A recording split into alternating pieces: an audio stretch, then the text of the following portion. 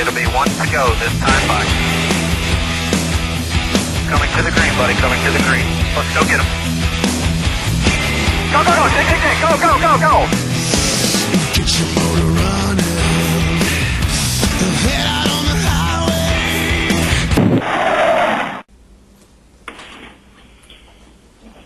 And it looks like we're ready to go with our second guest for this afternoon, Rick Crawford, who's joined us. Rick is the driver of number 14, Circle Bar Truck Corral Power Stroke Diesel Ford for Tom Mitchell, currently 5th in the NASCAR Craftsman Truck Series standings and only 74 points behind leader Ron Hornaday Jr. Best finished this year 3rd at Martinsville and 2nd at Kentucky in 2006, where, of course, the trucks will be racing this weekend. Rick, welcome, and thanks for joining us today. Thanks for having me. Appreciate it.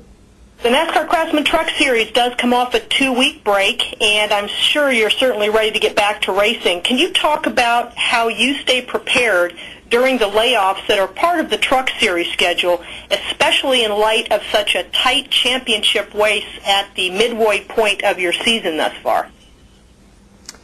Well, yeah, we appreciated the 2-week break. I think all the teams needed it. We battled hard for the first half of the season. The Ford Power Stroke Diesel by International Ford F-Series pickup has been performing well. I think it's coming to potential now, and we're looking forward to going to Kentucky this weekend for the Built Ford Tough 225. But in the couple of weeks that we've had off, I've been visiting some short tracks and also done some testing at Darlington with the pickups. Thanks, Rick. Why don't we go to questions now from the media for Rick Crawford. William? And again, as a reminder to our telephone audience, please press star 1 to ask a question. We'll pause for a moment to assemble our queue.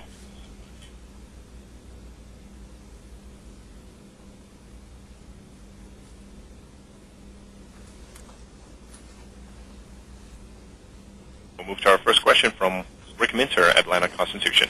Good afternoon, Rick. You mentioned that you spent some of your break visiting some short tracks. Did you buy any of them?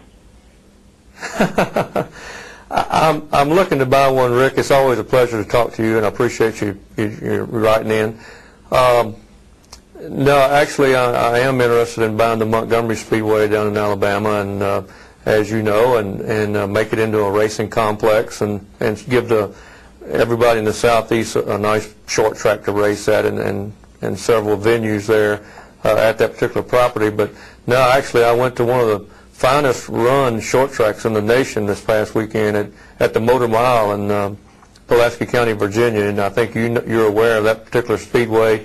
Those fine folks there at the Motor Mile treated me with utmost respect. I watched a fine show, and like we've all talked about short track racing, I was in my truck leaving at 11:15, and I watched 400 laps of racing, and so that's the kind of facility and the kind of show I'd like to put on.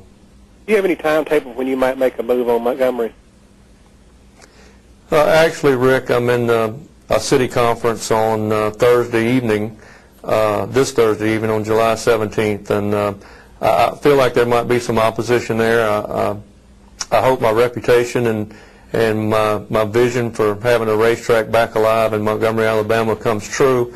But, if there is an opposition there, I want to be a friendly neighbor and a good neighbor, but if there's an opposition there, then they can leave the racetrack closed. All right, thanks.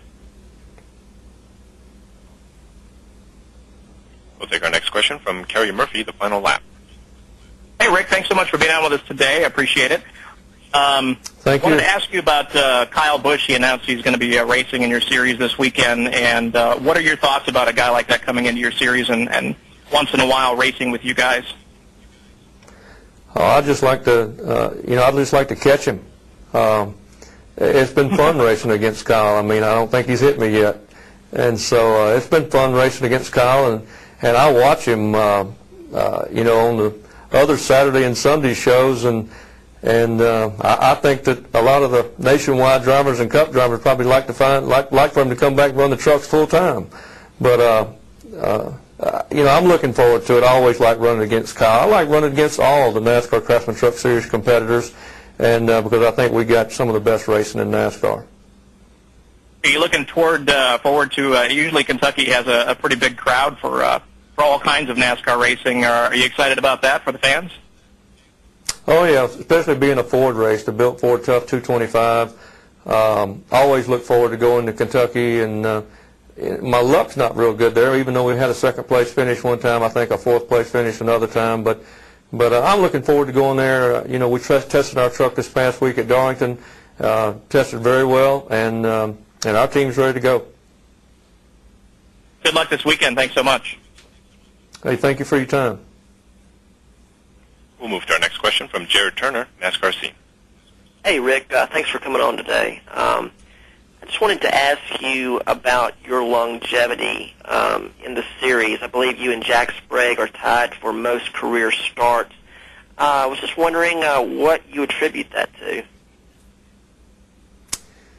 Well, you know, I was a car racer. You know, I raced in, locally at our local Friday, Saturday night short tracks down south, and then I started venturing out and running the All-Pro Series of NASCAR. Then the end of 1996 season, my boss Tom Mitchell of Circle Bar Motel and RV Park in Ozona, Texas, came to me and he says, you know, I'm in the trucking business.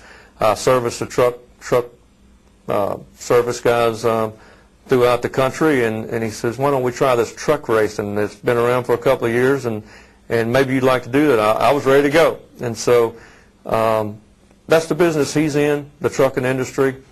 Ford Power Stroke Diesel, our sponsor, is in the Super Duty Ford pickups, and we've been with Ford for all of our starts. I've been with Tom Mitchell in all of our starts in the NASCAR Craftsman Truck Series, and hopefully I'll end my career at Circle Bar racing and driving for Tom Mitchell.